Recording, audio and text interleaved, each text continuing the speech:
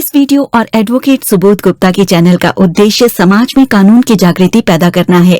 यह वीडियो ना तो कोई विज्ञापन है और न ही प्रत्यक्ष या अप्रत्यक्ष रूप से कोई आमंत्रण। वीडियो में कही गई बात कानूनी सलाह नहीं है और न ही एडवोकेट सुबोध गुप्ता इसकी पूर्ण सत्यता और प्रामाणिकता का दावा करते हैं। यह वीडियो अगर शिक्षाप्रद लगे तो लाइक, सब्सक्राइब और शेयर करना मत भूलें। जय हिंद। चलो भाई, अब आपने सोच ही लिया कि सामने वाले को कोर्ट में देखेंगे और आपने मूड बना लिया अपना कि कोर्ट में केस फाइल करना ही है।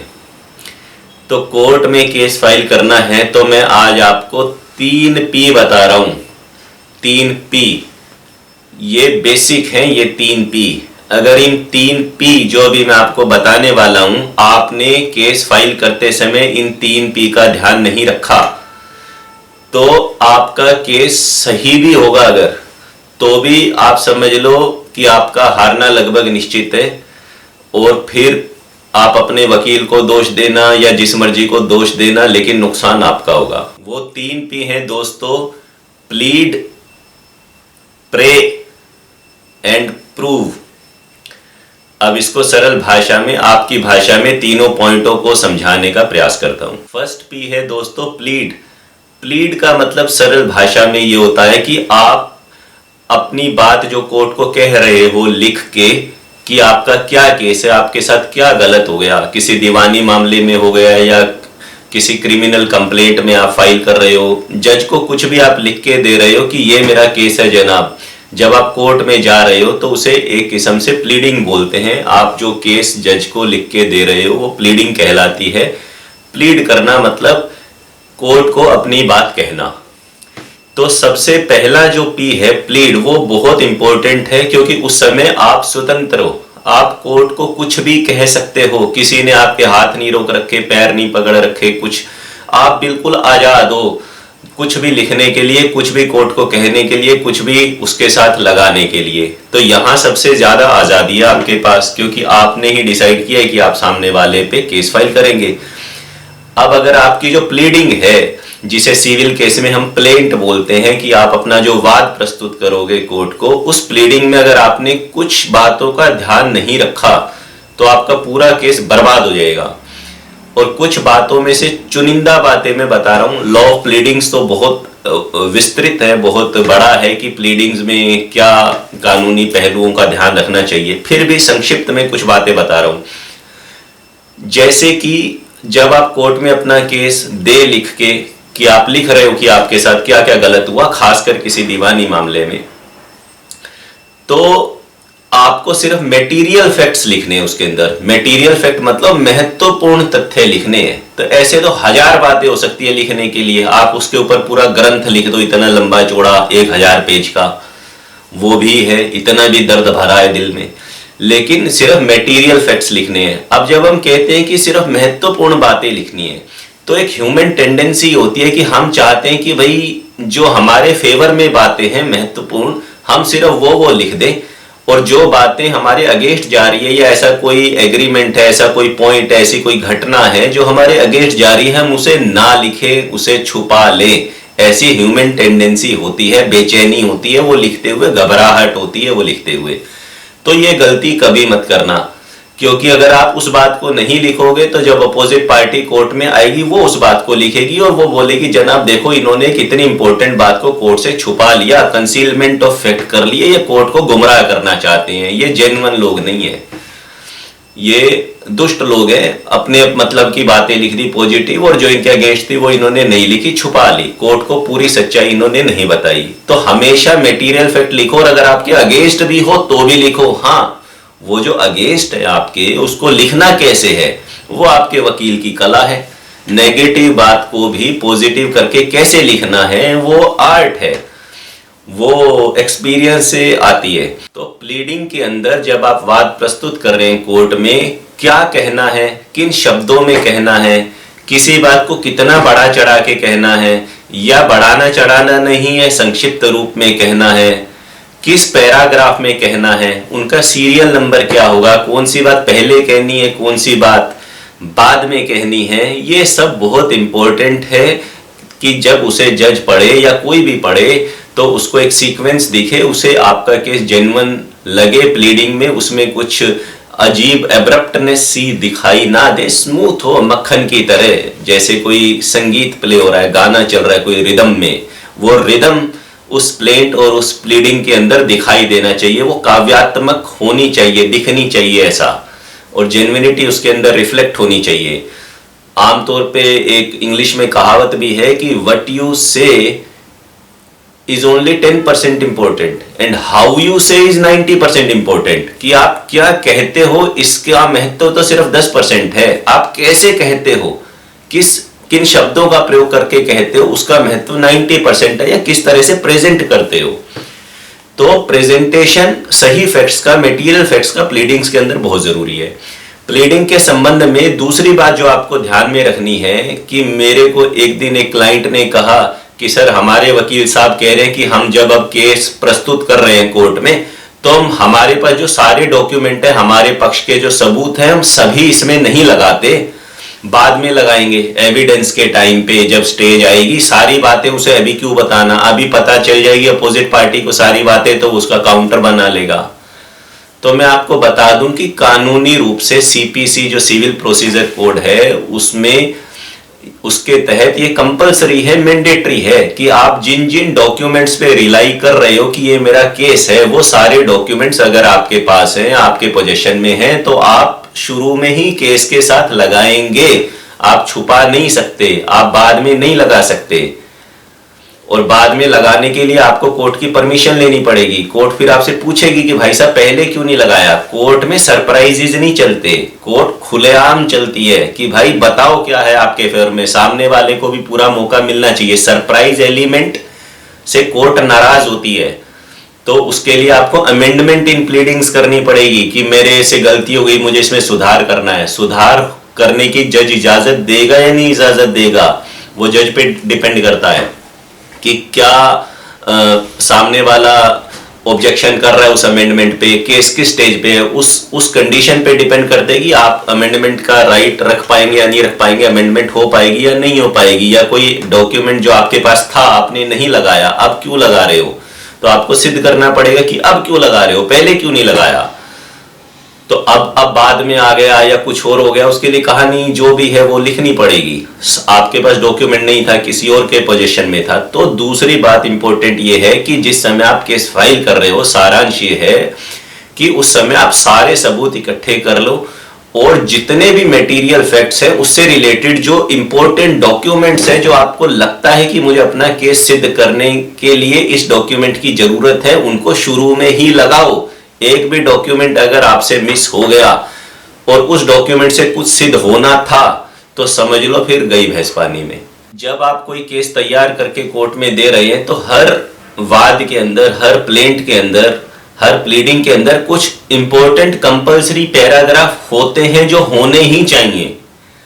वो आपके वकील साहब को पता होगा। वो पैराग्राफ लीगल अवर्मेंट्स होते हैं, वो ज्यूरिसडिक्शन के बारे में हो सकते हैं, वो कोर्ट फीस के बारे में हो सकते हैं, वो लिमिटेशन के बारे में हो सकते हैं, वो कॉज ऑफ एक्शन के बारे में हो सकते हैं। कई तरह के लीगल अवर्मेंट्स होते हैं, और बाकी कई तरह के ऐसे कानून हैं, एक्ट हैं, जिसमें और पैराग्राफ भी हमें एंटर करने पड़ते हैं, क्योंकि अगर वो पैराग्राफ हम एंटर नहीं करेंगे तो एक किस्म से एक लीगल टेक्निकल एरर उस प्लेंट के अंदर हो जाएगी, जिसकी वजह से आपका पूरा केस ही निरस्त हो सकता है। आप केस हार भी सकते हो और जज केस को लेने से मना भी कर सकता है।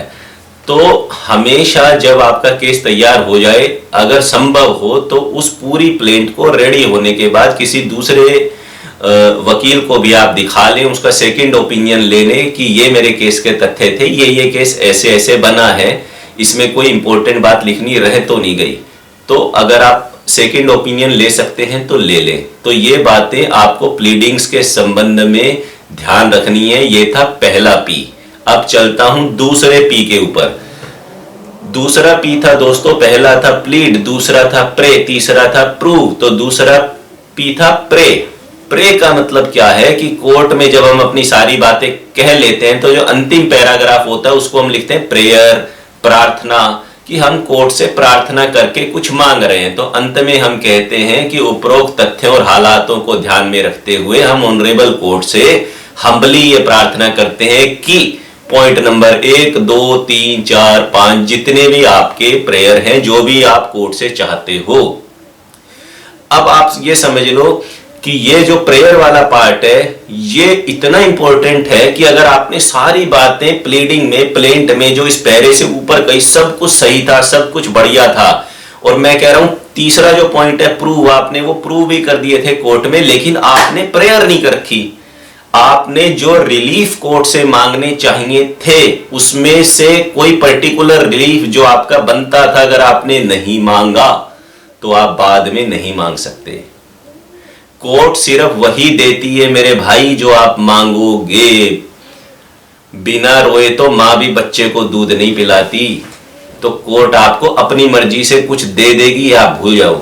कोर्ट को आपको स्पेसिफिकली मांगना पड़ेगा कि ये रिलीफ मुझे चाहिए, ये आदेश मुझे चाहिए, और ये आदेश मेरे इस प्लीडिंग से जो मैंने अभी बातें कही हैं उनसे ये डिराइव होता है।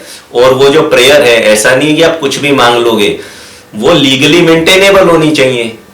आप जो कोर्ट को प्रे कर रही हो कि ऐसा कर दो, तो पहली बात तो उस कोर्ट का ज्यूरिसडिक्शन होना चाहिए कि वैसा वो कर दे। सब्जेक्ट मैटर ज्यूरिसडिक्शन भी होना चाहिए, टेरिटोरियल ज्यूरिसडिक्शन भी होना चाहिए कि उस क्षेत्र की कोर्ट भी हो वो, और जिस विषय के बारे में आप कह रहे हो ऐसा कर दो, वो विषय भी उस कोर्ट के पावर के अंदर आता हो, तभी तो वो जज वैसा कर पाएगा, तभी तो वो कोर्ट वैसा कर पाएगी। इस तरह आप कोई भी उसके अंदर अमाउंट मांग रहे हो, किसी चीज को नल एंड वॉइड डिक्लेयर करने की बात कर रहे हो, कुछ भी कर रहे हो, तो वो लीगली मेंटेनेबल और सस्टेनेबल होना चाहिए एज पर लॉ, ताकि बहस के समय, अंतिम बहस के समय आप कोर्ट को बता सको जनाब ये मेरा केस था, ये मेरे एविडेंस है, ये मैंने प्रेयर की है, और प्रेयर का जो एक एक पॉइंट है वो लीगली मेंटेनेबल है, इस कोर्ट की पावर में है, और एक एक पॉइंट कैसे लीगली मेंटेनेबल और मैं क्यों उसका हकदार बनता हूं, उसके लिए ये मेरी प्लीडिंग है जो मैंने लिख रखी है, और ये मेरे प्रूफ है, एविडेंसेस हैं जो कि सिद्ध हुए हैं।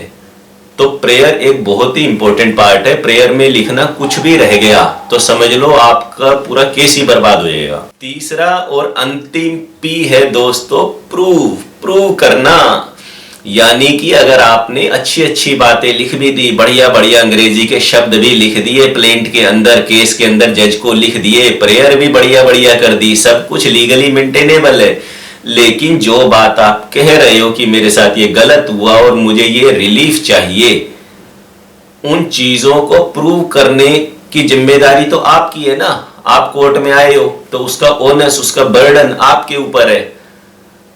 तो अगर आप अपने केस में बातें तो लिख रहे हो सब कुछ, लेकिन आपके पास कोई डॉक्यूमेंट्री एविडेंस नहीं है, कोई सर्कमस्टेंशियल एविडेंस के माध्यम से आप प्रूव नहीं कर पा रहे हैं, कोई लीगल प्रिजम्पशन, मान्यता कानूनी की आप ऐसा कह रहे हो तो कानून मान ही लेगा, वो प्रिजम्पशन भी अगर आपके फेवर में नहीं है, आपके पास कोई विटनेस भी नहीं है, तो कैसे आप उम्मीद करते हो कि आपकी बढ़िया अंग्रेजी देख के और बढ़िया प्रेयर देख के आप कोर्ट आपको मुकदमा जितवा देगी, आपके फेवर में फैसला दे देगी। तो इंडियन एविडेंस एक्ट में जो एविडेंसेस के सिद्धांत हैं, कानून है, उसके हिसाब से आपको प्रूव करनी पड़ेगी चीजें कोर्ट में।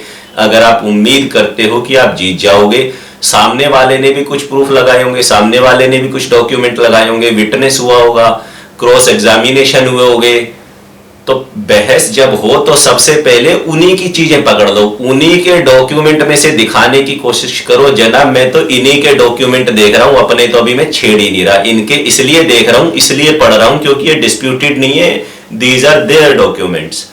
उन्हीं के डॉक्यूमेंट में से पढ़ पढ़ के जज को प्रूव करने की कोशिश करो कि ये खुद ही मान रहे हैं, इन्हीं के डॉक्यूमेंट में ऐसा लिखा हुआ है। तो आपको एविडेंस पे बहुत ध्यान देना है। और ये सारी चीजें ऐसा तो है नहीं कि आप आज केस फाइल कर दोगे और एविडेंस की खोज के लिए बाद में जंगलों में भटकोगे, ऐसा फिल्मों में होता है। आपको आज ही एविडेंस चाहिए, आज ही पूरी केस की तैयारी होनी चाहिए, आज ही क्या प्लीडिंग करनी है, क्या डॉक्यूमेंट है, क्या एविडेंस होंगे, क्या विटनेस होंगे, आपको कोशिश करके आज ही तैयार करके पूरी तैयारी के साथ ही केस करना है।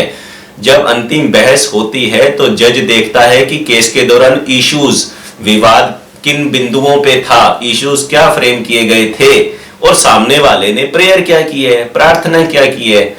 तो आप आपके वकील को यानी आपको कोर्ट को समझाना पड़ेगा कि मैंने जनाब ये 5 प्रेयर की थी, ये पांचों प्रेयर ऐसे ऐसे सिद्ध होती हैं और लीगली मेंटेनेबल हैं, और इस कोर्ट ने, ऑनरेबल कोर्ट ने ये 5 इश्यूज फ्रेम किए थे, ये 5 बिंदु तय किए थे जिन पे फैसला सुनाता था, और इन 5 इश्यूज में से इनका बर्डन मेरे ऊपर है कि मैं प्रूव करूं, और मैंने ऐसे ऐसे इन 5 बिंदुओं को प्रूव किया है जिनका बर्डन मेरे ऊपर था प्रूव करने का। तो इस तैयारी के साथ कोर्ट केस करोगे और प्लीड, प्रे और प्रूव का ध्यान रखोगे तो आप केस जीत जाओगे। लेकिन अगर आप सच भी हो, और कितने भी आप सच हो, क्योंकि कोर्ट लॉ के हिसाब से चलती है, जज के पास कोई ऐसा डिवाइस नहीं है, ईश्वरीय शक्ति नहीं है उसके पास कि उसे पता लग जाए कौन सच बोल रहा है कौन झूठ बोल रहा है। वो कानून के हिसाब से चलेगा, पता चल जाएगा तो भी कोर्ट कानून के हिसाब से ही चलेगी, क्योंकि एक कोर्ट आपके फेवर में फैसला कर भी देगी और कोई लीगल प्रिंसिपल वायलेट हुआ होगा तो सामने वाली पार्टी ऊपर वाली अदालतों में जाएगी और वहां आप हार जाओगे। तो इन 3 P का ध्यान रखना और अपने केस को बचाना और जीत कराना, मेरी दुआएं आपके साथ है।